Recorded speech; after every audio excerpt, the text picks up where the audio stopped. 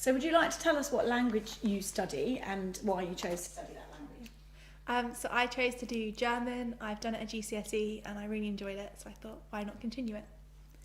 I do Spanish and Japanese from scratch. Again, I did Spanish from GCSE and it would be a waste to kind of lose it, and also Japanese has always interested me, so I wanted to learn it. I do French standard continuing from GCSE because I enjoyed it at GCSE and wanted to extend my knowledge. I do German standard because I want to go and work in Germany. Yeah, I mean, same here. I studied Spanish at GCSE, so I thought I should continue on to the end of the IB. Yeah. So what kinds of activities do you do in the classroom?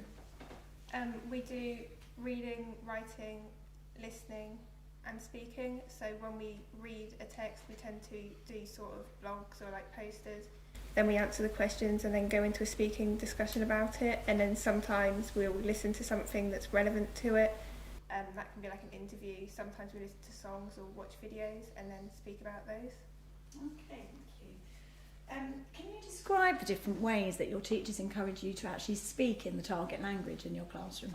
Yeah, so in Spanish, obviously, it's not just a subject, and that's something that differs a lot from GCSE. That's not just a subject you get tested on, it's a skill for life, really, and that's emphasised quite a lot in our lessons, that if you practice speaking now, you'll carry that on for the rest of your life, and it'll be hugely useful, so that's why they encourage us to. As she said, when we have sort of writing activities, you may speak about it first and have a debate in class, which we do sort of almost every week. And what kinds of things are you encouraged to do to develop your language skills at home? Well, our teachers have recommended us a lot of good Spanish shows on Netflix, which we can watch. And obviously we're not expected to kind of understand every word, but having the subtitles on really helps to kind of contextualise the language and also just kind of pick up some phrases, which I find really helpful because it's quite an easy way to revise and doesn't take a lot of effort, but it's quite fun. And do you get asked to watch news articles or anything like that, do any of you? I mean, it's all extra on top of the work we already have. It's recommended every week. They send out new piece of interesting media that we can consume to learn. How have you studied the culture in your language lessons, and has it helped you appreciate the target language society, so in Germany, for example? So in German, we pretty much every lesson we're kind of talking about what the Germans do, what kind of how they work and like what they enjoy, what they like. We've done loads of stuff in lessons about German comedy, which is quite funny at times, and Lots about German food, and we had a German food week where we all came in, brought in cakes and stuff at Christmas.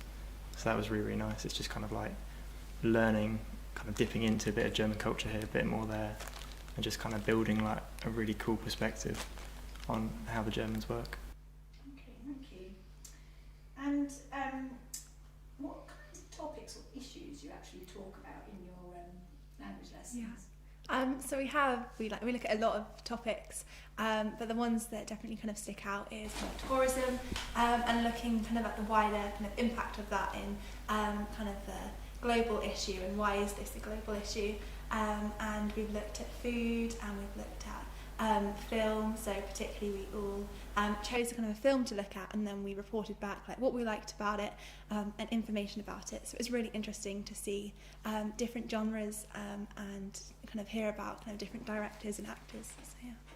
Thank you. And what extracurricular activities have you taken part in to enhance your language skills? So I actually went to the Japan trip, as we have one a couple of years ago, and that kind of helped make me want to learn Japanese.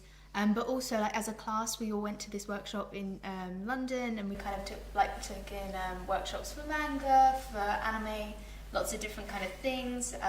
We've organised as a class to kind of go and learn Japanese cooking in our own time.